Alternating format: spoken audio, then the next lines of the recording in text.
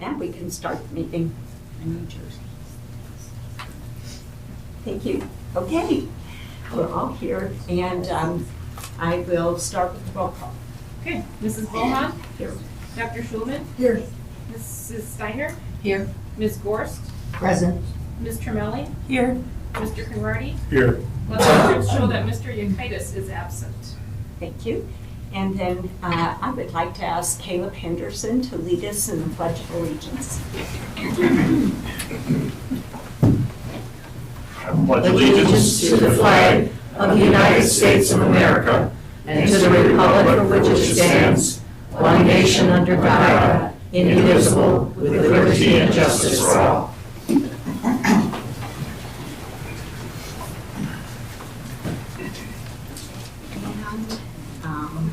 We will move on to the consent agenda, which is approval of a number of minutes, starting with the regular meeting held on October 11th of this year. What is your desire regarding approval of those minutes? Move to approve.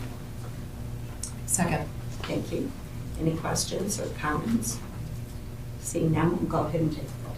Dr. Schulman, Yes. Mrs. Steiner, Yes. Ms. Gorst, Yes. Ms. Tremelli, Yes. Mr. Conrady, Yes. Mrs. Bohan. Yes. And next is approval of the minutes from the public hearing on October 11th of this year. What is your desire? Move to approve. Second. Thank you. Any questions or comments? We'll go ahead and take the vote. Mrs. Steiner, Yes. Ms. Gorst, Yes. Ms. Tremelli, Yes. Mr. Conrady, Yes. Mrs. Bohan, Yes. Dr. Schulman. Yes. Next is approval of the minutes for certification of levies held on October 25th, 2023. What is your desire? Move to approve. Second. Thank you. Any questions, comments? And we'll go ahead and take the vote. Ms. Gorst, Yes. Ms. Tremelli, Yes. Mr. Conrady, Yes. Mrs. Bohan, Yes. Dr. Schulman, Yes. Mrs. Steiner. Abstain because I was only at that minute, at their meeting for 1 minute. Back at the time. And last is approval of the accounts for the month of October 2023. What is your desire? Move to approve. Second. Thank you. And any questions, comments about the accounts? Then we'll go ahead and take the vote. Ms. Tremelli, Yes. Mr. Conrady, Yes. Mrs. Bohan, Yes. Dr. Schulman, Yes. Mrs. Steiner, Yes. Ms. Gorst. Yes. Then we will move on to communications from the public. And the board values all comments and will respectfully consider this input in decision making. However, it is not the intent of the public comment portion of the meeting for the board to enter into a debate or discussion of an issue. Comments in regard to personnel matters are not allowed. Information presented cannot result in immediate action due to open meeting law, but could precipitate a future agenda item. Comments will be limited to 3 minutes, and our board secretary, Jenny Head, will keep track of that time and give a 2.5-minute warning with the sound, and then a follow-up at the 3-minute cutoff. So I will start with the first one I received from Rita Hockey. Would you come forward? And it looks like we did the, if you hit the button, kind of looks like it's red right now. It'll be, need to be green to say it's on. There you go, thank you. We're good? Okay. Hello. I'm Rita Hockey. I'm speaking tonight as an MTA member and a 25-year veteran kindergarten teacher with 20 of those years here in Marshfield. I would like to share a sentiment with you of what that was voiced by many at last week's District PLC kindergarten meeting. Wow, it feels great to teach again. Now, we've never stopped teaching. However, this year with numbers across the district with under 20 in each kindergarten classroom, we're teaching more than managing behaviors, managing to get through a day, managing to keep our head above water.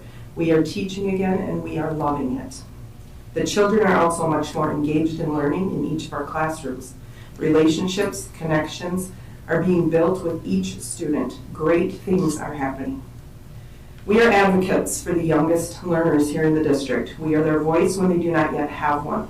Here in Marshfield, the school district keeps a class size of 20 students with 2 adults in the 4K programs, which is excellent, and it fosters exceptional learning, yet no size expectation is set for kindergarten. It has not been uncommon to have 24 to 26 students with 1 teacher. The students that come into kindergarten are just 3 months older than when they left 4K. They are still dependent upon adult help with many of their basic functions of the day. The changes and issues that we deal with on a regular basis, as well as academic requirements over the last 20 years, is astounding. We have all students in our classrooms, many before they are identified as having special learning or behavioral needs. The task is nearly impossible for one teacher to teach 24 to 26 students of this makeup without an assistant to help. We ask, as kindergarten teachers, many of who came tonight in support, to please make it a priority in our district moving forward to set our youngest learners up for success in kindergarten and to keep the class sizes at 20 or less. The first year of all-day learning sets the tone for their entire school career here in Marshfield. Please put the students first, not the dollar. Thank you.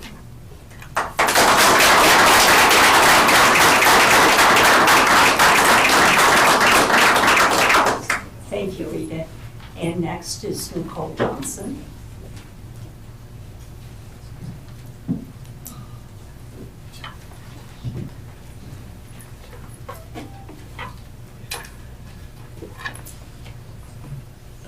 Hello. Sorry I missed you all last month. It was the Grant School Book Fair, and I am in charge of it, and I was volunteering an entire week there, and there wasn't a whole lot of extra time. I would say that we had great sales, and with the profits, we were able to purchase so far over 800 books for the teachers' classroom libraries. Sorry, this is a list of joys. This is very scattered.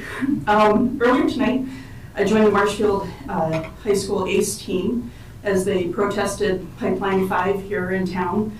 And it was great to see these teens and their advocacy to work on that and watch them lead. The high school drama department put on a fantastic show a couple weeks ago, The Play That Goes Wrong, and it's great to see that we have this amazing thing open to students to do plays and drama, and I'm so thankful for that. A few bummers, as amazing as things like PTO and book fair are, it makes me sad to know how much has to be supplemented for our teachers and our students.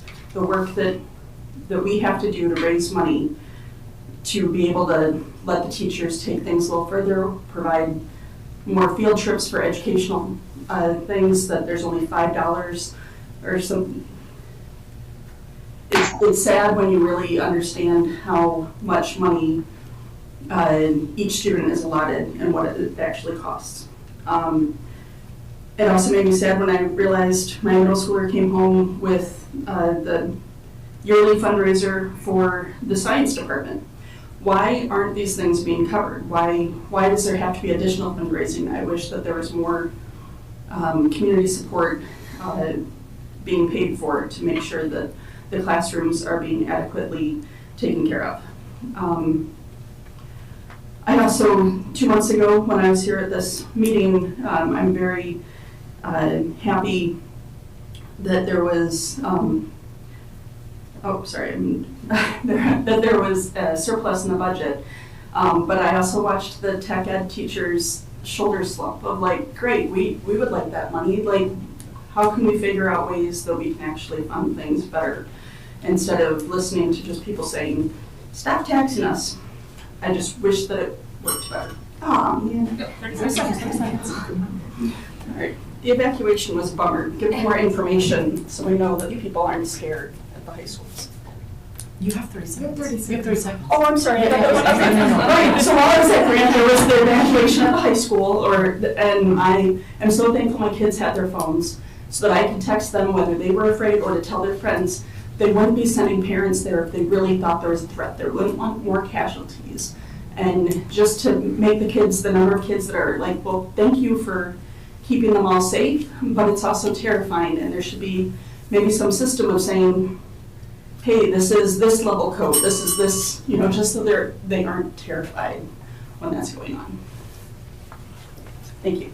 Sorry for being so scared. I just want to add that the play was hysterical. It was wonderful. And it Yes. is harder to put on a comedy and direct a comedy than Yes. drama with the balls. And It was hilarious. They did a super job. Great job. We got a lot of talent. Okay, let's move on to any correspondence? Do we No. correspondence? Okay. Next, we have the 2024 school board election dates. So for the public to know that anyone on the board that is up for re-election has to give notice by December 22nd if they are not running again, so that the public is aware of that. And then if you are interested in running for school board, there are applications available at the school board office. And the deadline for that is January 2nd at 5 o'clock. And then if there are more than 2 people running for each position, so if there are 3 positions up this year, so if there are more than 6 people, there would be a primary in February. But if there are 6 or less, it will be the spring election the first Tuesday of April, which is April 2nd. So those are the dates to be aware of. We'll move on to the superintendent's report. Yes, thank you, Francis. I do have a few items. To begin with, I wanted to be sure to note that next week, November 13th through the 17th, is American Education Week. Each year, the week prior to Thanksgiving is designated as American Education Week to celebrate the people who work in our nation's public schools, including everyone from our bus drivers and classroom teachers, the cafeteria workers and administrative staff, and the countless others involved in public education who make a difference to ensure that every child receives a quality education. And with that, obviously, I extend great thanks and appreciation to our staff, our volunteers, our coaches, everybody involved in the quality education that we make available to our kids and families right here in Marshfield. A very specific reference and recognition that I want to make note of, and I'm glad to see that Mark Z is here again this week. I think Mark is still here. Mark, we talked last month about the FFA going to National Convention. So I wanted to be sure to report back on that. Just last week, Mark Z and members of the Marshfield High School FFA that attended the National FFA Convention in Indianapolis were happy to report back that Marshfield's forestry team, consisting of Alex Haig, Allison Heil, Kelly McEwen, and Taylor Cunninger, represented Wisconsin and earned a silver national rating as a chapter. Along with that, Alex, Allison, and Kelly earned individual silver recognition, and Taylor earned an individual bronze. That's just a tremendous recognition. And Mark, Mr. Z, we congratulate you and the forestry team on another great year and a great round of recognitions at the National Convention.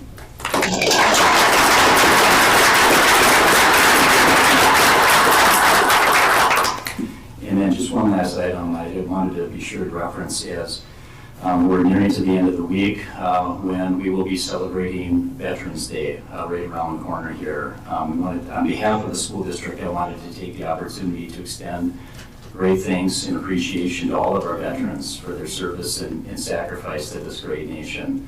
We're looking forward to that as we near the end of the week with a number of activities and programs that we have planned in our schools. Just again, very important to be sure to pause during this time of year to recognize our veterans here in the United States of America. Thank you. Thank you. Important announcements.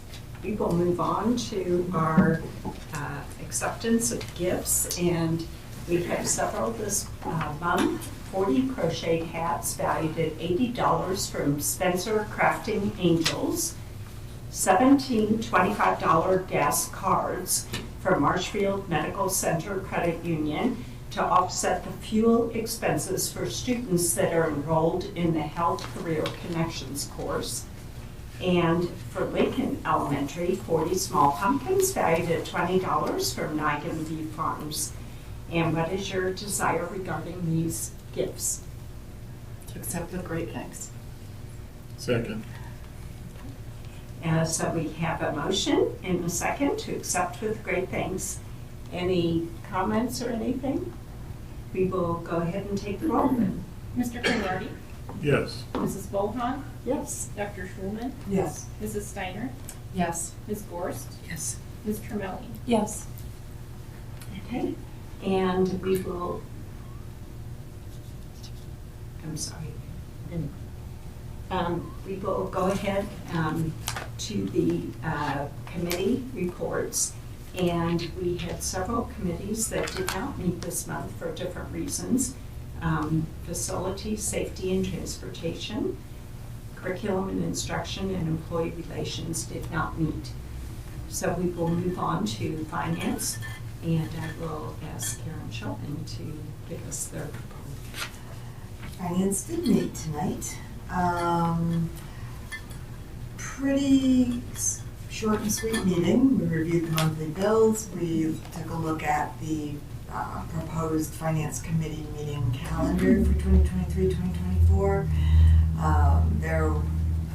I will draw people's attention to the item C, which is the 2023-2024 budget report. Very nicely laid out. It's available online on the district website, going down to the departments. Department directors, business services, and you can find all the budgets for the last few years. It's really nicely laid out. It's very easy to understand. A couple of highlights on the budget. This year, we have a historically low mill rate. It's not been this low in 20 years. It's down $2.68 from last year at $5.11 per thousand. So. And secondly, we also, since 2006, for the first time, have no referendum debt on the books. So it just really nicely walks through where our revenues come from, where the expenditures really mostly are, and anything you could ever want should be in that outline about the budget for this coming year. We reviewed the fact that we've initiated a request for proposal process for financial advisors. Every few years, we sort of go through the process of seeing what groups are available, what sort of costs would be available or offered, what sort of services. And there's a committee working on interviewing 3 different groups right in the next month or so. So we'll have more to update on that maybe by next month.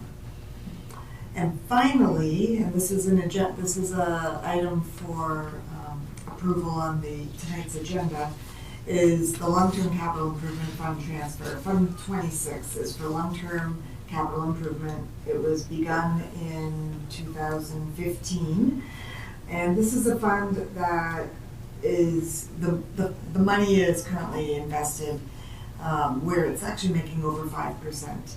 And this year, we had budgeted money to be moved from the general fund, or Fund 10, to go into Fund 46 because of some money that was left over due to the ESSER funding that was getting used to help supplement other areas of our budget. There was about $300,000 that had been earmarked to be placed in the long-term capital improvement fund so we can have a good slush fund for if things go wrong and we need to make repairs or updates. The approval is really by the board is mostly for auditing purposes. It's very much a formality. We have talked about this transfer in previous finance committee meetings and with the board. So that's, I can move right on to that, I guess. If you've had a chance to look at it, I will move on behalf of the committee to accept and approve the transfer to the long-term capital improvement fund from Fund 10 of $300,000 this year. So we have a motion on behalf of the committee to approve the transfer to the capital improvement fund from Fund 10 of $300,000. And any questions? And we'll go ahead and take the roll. Mrs. Bohan, Yes. Dr. Schulman, Yes. Mrs. Steiner, Yes. Ms. Gorst, Yes. Ms. Tramelli, Yes. Mr. Conrady. Yes. And that's the end of finance. Okay, thank you. Then we will move on to policy and legislation. Okay.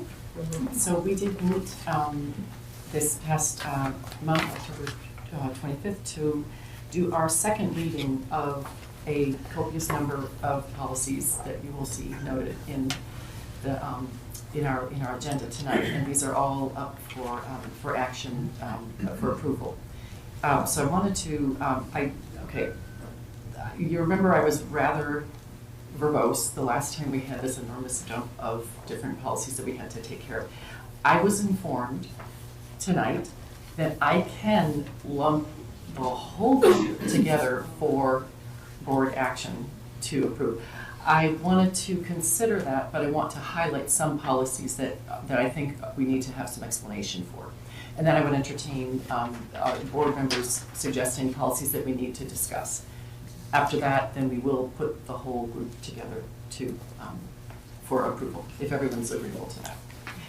So first of all, if you've taken the time to look at these policies, we have several policies that are being rescinded, and then right next to them, the next policy down is a new one. For example, policy 0164.1, and it's a group of policies that we are pulling together to rescind because we had created one policy that really covers all of those references to meetings, to regular and special meetings, to be included into one single policy.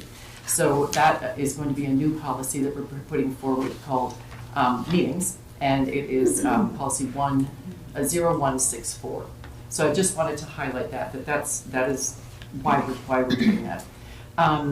Then I just others that I just want to make made some notes about.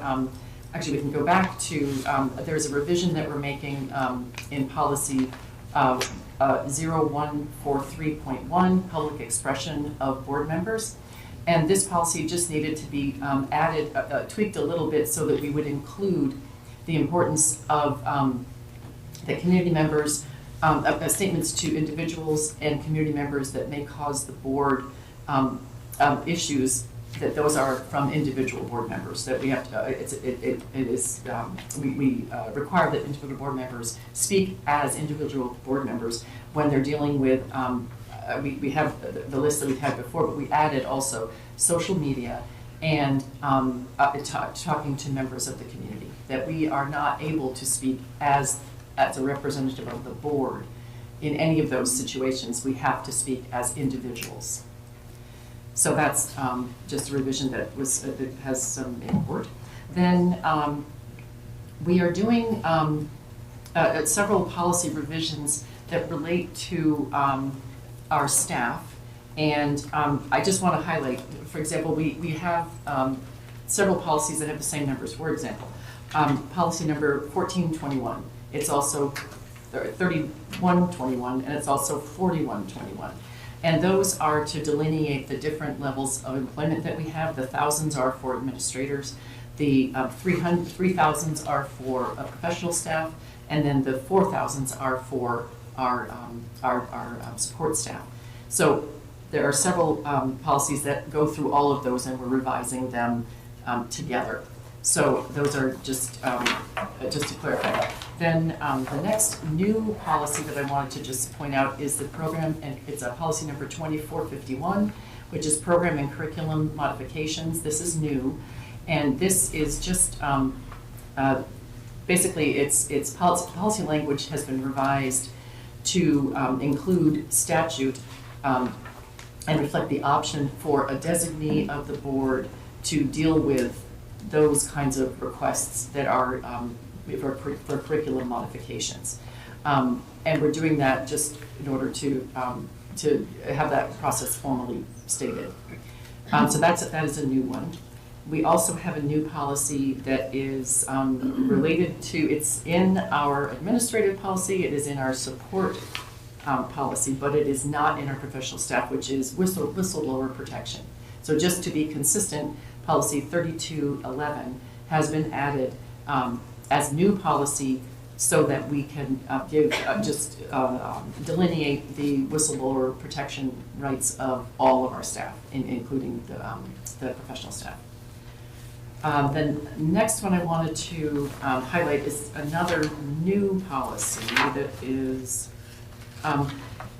related to nursing mothers. And this is another one of those situations where it's policy 4,430.05 related to nursing mothers. We are rescinding that because we feel that that is better placed in the section that is around operations at the district. And so we do have the new nursing mother policy as policy 8700, which it's up for approval. And that's just, the combined policy to cover all employees so that, the current, to replace the current nursing mother policy.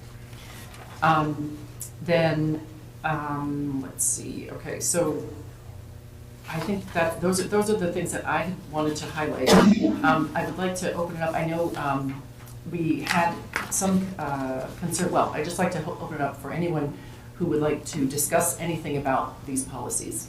If there's any specific policy that you'd like to discuss, I know Kathy, you had mentioned something else. Well, in reviewing the policies, the family and medical leave of absence, there was a deletion of referencing eligibility requirements. And I'm just wondering if that changes the eligibility requirements at all. So it's not changing, it is just clarifying, because what we had, we were trying to remove some confusing references that might have made it, to make it a little bit clearer that, for example, if it's a full-time employee that is, and that is based on the 1,250 work hours required for federal eligibility for FMLA, family medical leave and absence. And we needed to make sure that we clarified that, for example, there could be a circumstance in which an individual employee, because they had previous leave the year or during the year prior to their request for family and medical leave, if that has then caused them to be less than at the 1,250 hours of work in the previous year, they will not be, am I getting this right? They will not be eligible. They don't meet the requirement, even though they are a full-time by contract. So it isn't really changing anything. It's just clarifying some situations that we felt we needed to have. And this is at the recommendation of Neil to make sure we clarify that. And I wanted to make sure that we weren't changing, No, we're not changing the process. No, And it's that just people would not be expecting something. right. It's just clarifying that because I'm not familiar with the history, but it was suggested that we ought to make that clear. Are there any other concerns? I've got a question. Okay. Item Q, staff, you go to page 2, staff development, line C. Item Q is student suicide prevention. Yeah. Okay. Well, I guess what I'd like is an explanation of, when I read C, what is that really telling me? And I just need an explanation of it, Okay. Which policy? Which you're talking It about? would be It's approval to rescind 5350. Yep. All right. Yeah. It's okay. So you have a question about item C on 5350. Yeah, I understand. Can I just say, in general, what we're doing there is also one of those situations in which we're trying to put all the information together in one policy as opposed to having, we added a little bit more clarification in it, but I will go to that. You're talking about the replacement. The replacement or the. Yeah, I believe I'm looking The at. provide knowledge Which of would the be- relation, Yeah. of the Yeah, relationship. of item C down there. Okay. I'm trying to figure out where it says when displayed by an individual in one or more of the following groups. What does that mean? Okay, here we, okay, you want, under staff development, item C. warning signs. And you're Yeah. about warning signs? And then everything's, listed in this group, and I'm having a hard time with group because suicide doesn't just come in a group. Correct. So I'm trying to get an understanding of what and how this means to me as anything, I think what this is identifying, Mark, is based on data. Students that identify in these categories have a higher rate of suicide. And so it is just making note of that warning signs of potential suicide should especially be taken into consideration with students or youth that identify in any one of these groups. As C indicates, it says warning signs of this nature should receive particular attention when displayed by an individual in one or more of the following groups. And again, that's because individuals that identify in one of those descriptors, data shows have a higher rate of suicide. So just drawing extra attention if you're noting warning signs and you're aware that the student identifies as one of those listed. And this is also under our suicide prevention training for staff. So this is something that the staff is getting training in to be able to determine, to be heighten their awareness of those signs that we might see and heighten their awareness of these groups that are at a particularly higher risk of having suicidal That helps. intentions. All right, thank you. Sure, you're welcome. Is there anything else? Yes, under M, 3139 and 4139, it recites that staff can be interviewed regarding disciplinary action, and it indicates that they're required to answer, and they're given a Garrity warning. And I went through that, and I wasn't familiar with the Garrity warning, and the way it read, I had some concerns as to whether it was making us liable, because it seems to promise them that the information would not be provided to law enforcement or in administrative proceedings. So I decided to research the Garrity warning, and the one that we have in our policy is different than one of the recommended ones, which basically indicates that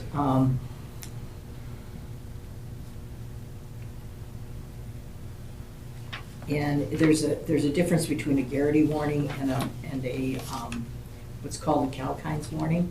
One of them gives some type of immunity, and the other one does not give immunity at all. And if they do talk and there's potential for criminal liability, that information is going to be made available because it's required to be made available under statute. And I don't think our policies accurately reflect that. We do have the statement at the end of the sentence about the Garrity that says that the last clause, starting with "but," will not be provided to law enforcement officials in the course of their independent criminal investigation unless otherwise required by law. So there is a note that it is not guaranteeing absolute silence unless it's other, that could occur if law required. So that's it. And I think the information in the documents that I was reading indicated that it specifically, in fact, it was a model Garrity warning, which basically indicated that any statement you do choose to provide may be used as evidence in criminal and or administrative proceedings. And that's where I ran into a problem with it, because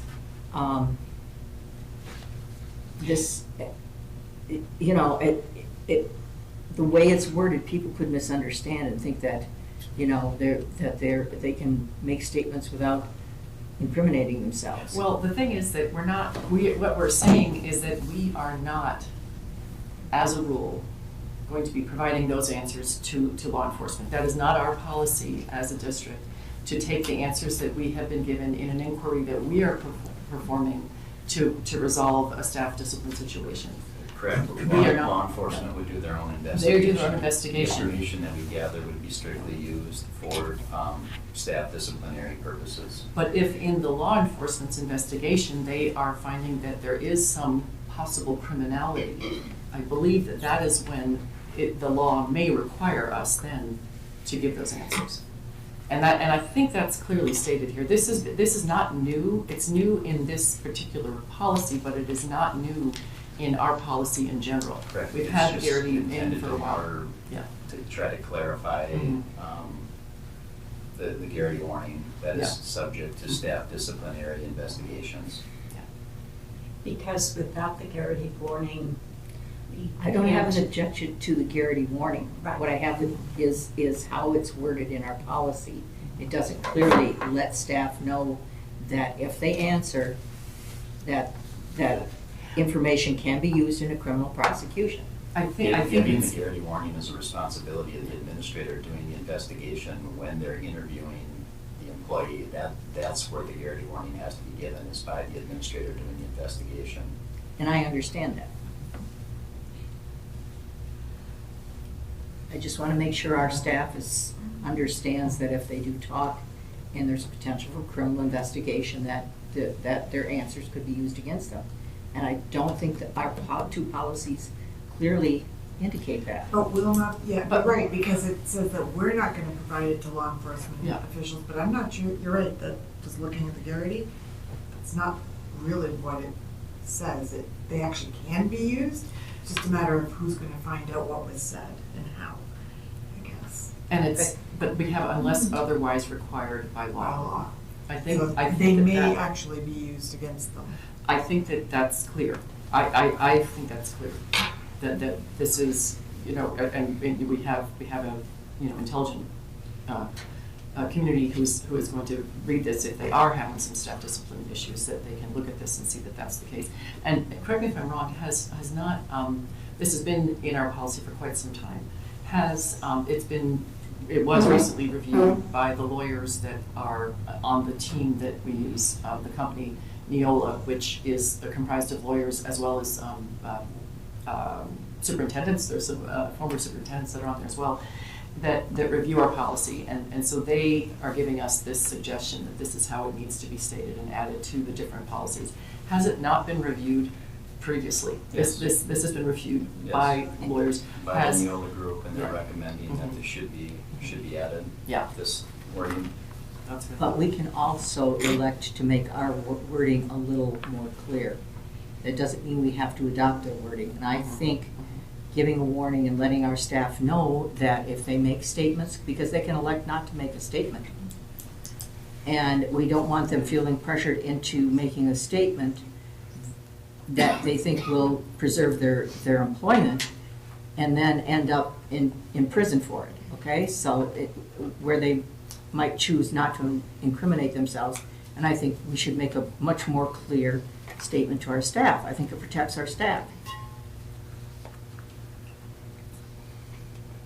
So, should we review this? Or should we I'm okay with Well, pulling it out. pulling it out? Yeah, pulling it out, and we'll do further deliberation in policy. I have a question first, maybe for Kathy, because as I read it, it acknowledges that an investigation may involve wrongdoing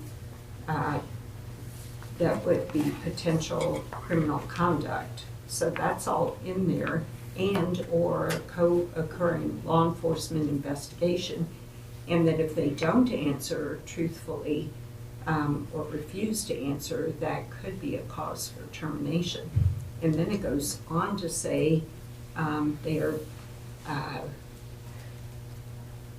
required to answer the questions and are permitted to do so without waiving constitutional rights against self-incrimination. So I think maybe that's the sentence you're referring to, because but after that it says, as appropriate, the warning informs them that they are required to respond to questions and that answers relating to their conduct are used by the district for determining appropriate discipline that will not be provided to law enforcement officials in the course of their independent criminal investigation unless required by law. So to me, it was clear that it sounds like you almost want something more like a Miranda warning saying that you can refuse, but if you refuse, you could be terminated. I mean, we already say they could be terminated if they refuse. Is No, that, what are you asking for, I guess is my question. I would like something in there that indicates that any statement they choose to provide could be used against them as evidence in criminal and or administrative proceedings. But that the Garrity warning says that cannot be provided, that's. I will tell you this, if you Unless- get a subpoena from law enforcement, or you get them conducting a criminal investigation, they're gonna have access to your records. The judge will issue a court order and will have to comply. And I want our employees to be aware that there's a potential liability for them, and they do have Fifth Amendment rights. And that's why, you know, the intent of the Garrity warning is that we're talking about the administration conducting an employment investigation. And by virtue of their employment, they are required to answer truthfully to the administrator conducting the investigation. If the information that they provide is something that could incriminate them and for legal purposes, that can't be used against them, that we can't release that, as it says, unless there's something else that's applicable to law. I don't think that the circumstances of that runs contrary to what we have here. Now, as far as the question of whether to table this or not act on it at this point in time, you're certainly welcome to do that, but I think it's highly unlikely for us to come back after we have legal counsel review this that they're going to suggest anything otherwise, because Yes. this has already been reviewed by a team of school law attorneys, including an attorney from the firm that we work with. Yeah, okay. My So- suggestion is bunch everything together, bring line item M as an action item by itself, but let's get moving. We can further, if we want more discussion, we'll have it during that motion. I I just think would like that's a great idea. to point out one analogy. So when we do expulsion hearings or something like that, we take testimony and it's private because they're minors. Those investigations are our school district situation is separate from. The law. It's parallel to, but does not intersect whatever law enforcement is doing in that situation. And this is a similar thing. They are parallel investigations, but they don't intersect. And I don't remember us ever getting a subpoena for information that was shared in an expulsion hearing. Because that information is going to be ascertained by Independently by from the criminal the criminal, system, independent criminal which is investigation, separate the from justice the system, school as opposed district to the school district. Well, Yeah. investigations Yeah. not intersecting and not coordinating. So that's just an analogy that I think is helpful for me in looking at that. And the Garrity warning really only comes in when the employer is explicitly threatening termination to compel information. So just normal investigations, not really big Doesn't deal. even come up. Right. You just don't want to have them make a decision between your job or being It's a prosecuted. Is the policy committee going to start making I motions? I will, unless there's any other discussion, I will pull out the policy 4139 for separate vote. But I would like to suggest that, in fact, we can do And that. 31. And yes, yeah, So yes, 31, Item yes. M. Yes, item M, okay. So, And I have one clarification question on the nursing mothers. mhm. It explicitly states staff, but what if we have a student who's a nursing mother? Is it available to the student? Well, we moved it under operations, and so I would think that that would then be any nursing mother in the school. and that's sort of, I think that's part of the design, is that it's it's an 8,000, which is just general operations. But do we want to, I like your explanation.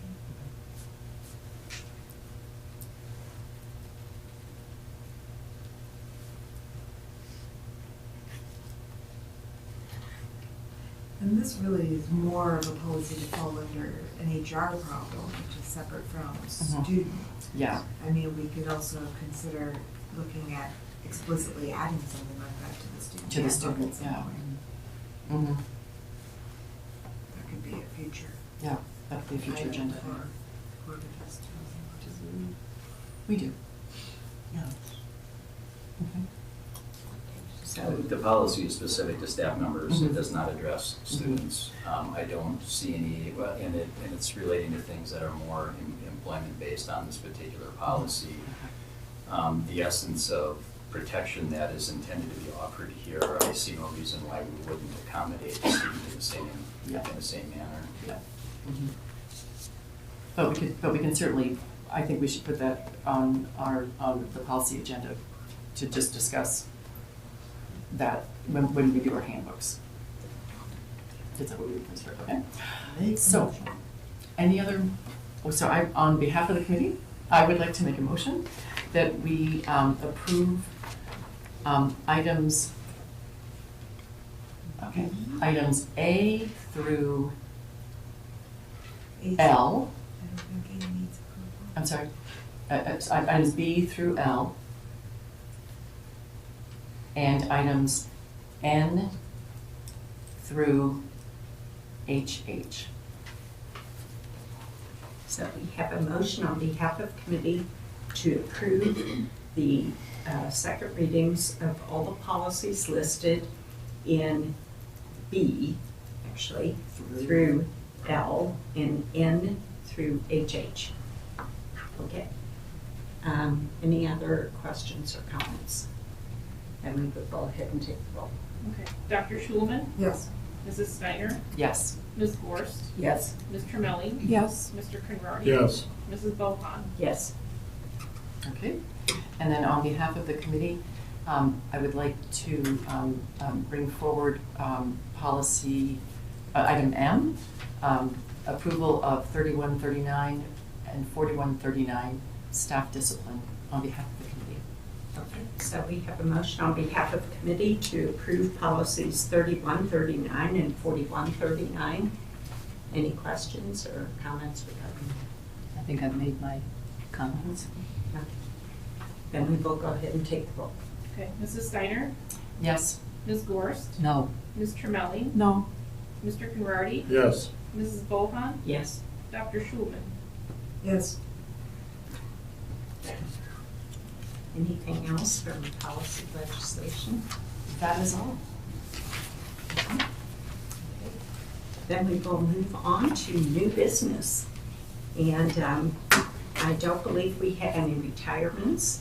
And we will move on to approval of resignations. And typically, Mr. Yakides, as Chair of Employee Relations, does that. But tonight, I'll ask Kathy Gorst to carry on. We have one resignation. I move to approve the resignation of Sue Nothnagel, teacher assistant bus aide, effective 11/10/23. And do we have a second? Second. Thank you. Any questions or comments? Then we'll go ahead and take the roll. Ms. Gorst, Yes. Ms. Tremelli, Yes. Mr. Conrady, Yes. Mrs. Bohan, Yes. Dr. Schulman, Yes. Mrs. Steiner. Yes. And employment of new personnel. We have 3 new personnel. I would make a motion to approve the employment of the following new personnel. Carrie Garcia, teacher assistant, special education, middle school, start date November 3rd, 2023, replacing Lisa Opelt. Lauren Hashberger, clerical, special education program support, district office, November 6th, 2023, start date, replacing Ashley Zimmerman. And Roxanne Wagner, custodian, second shift at Madison School, starting November 10th, 2023, replacing Tom Conrady. And do we have a second? Second. Thank you. Any questions or comments regarding the approval of those 3 new employees? Okay, seeing none, we will take the roll. Ms. Tramelli? Yes. Mr. Conrady? Mrs. Bohan? Yes. Dr. Schulman? Yes. Mrs. Steiner? Yes. Ms. Gorst? Yes. Okay. And then item D, we have approval of a revised superintendent contract. And the board had a chance to look at that in closed session and to present it to our superintendent who agreed. So at this time, we would need to approve it by a vote. And so is there a Move to motion? approve the superintendent contract. Thank you. I'll second Any questions or comments regarding that? Seeing none, we will take a vote. Mr. Conrady? Yes. Mrs. Bohan? Yes. Dr. Schulman? it. Yes. Mrs. Steiner? Yes. Ms. Gorst? No. Ms. Tramelli? No. Okay. And then we have approval of the school resource officer memorandum of understanding. And this has come about because of a request by the city to share in that deployment of our school resource officers. So what is your desire regarding that memorandum of understanding? Move to approve. Second. Thank you. And any questions or comments regarding that?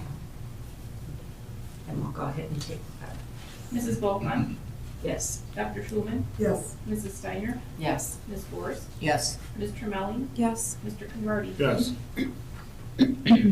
And next, we are asked to approve student travel to Decorah, Iowa for the Dorian Vocal Festival in January of 2024. And it would be about, I think, 7 of our choral students that would be invited to go. And what is your desire regarding that? Move to approve. Second.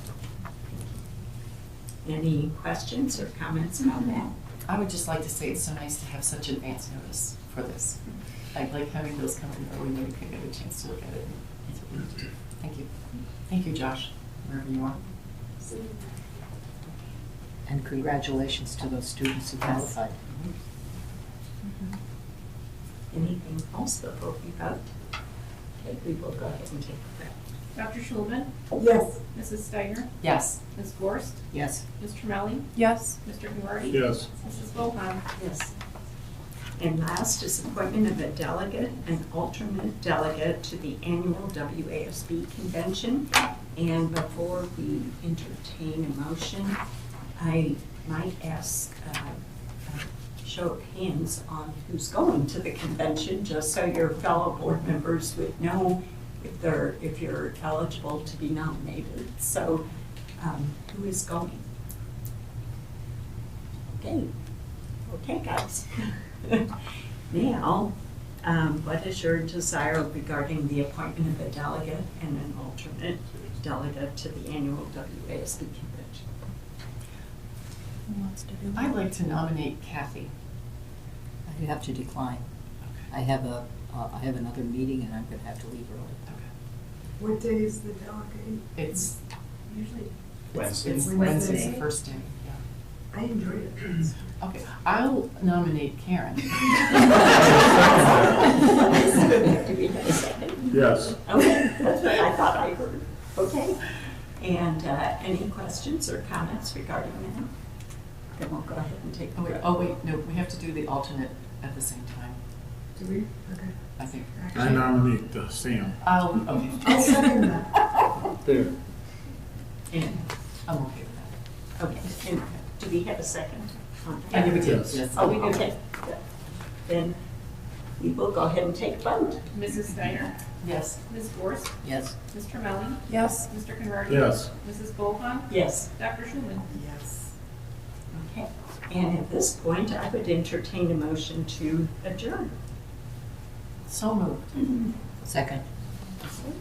And all in favor says Aye. Okay, thank you, everyone. that was the first year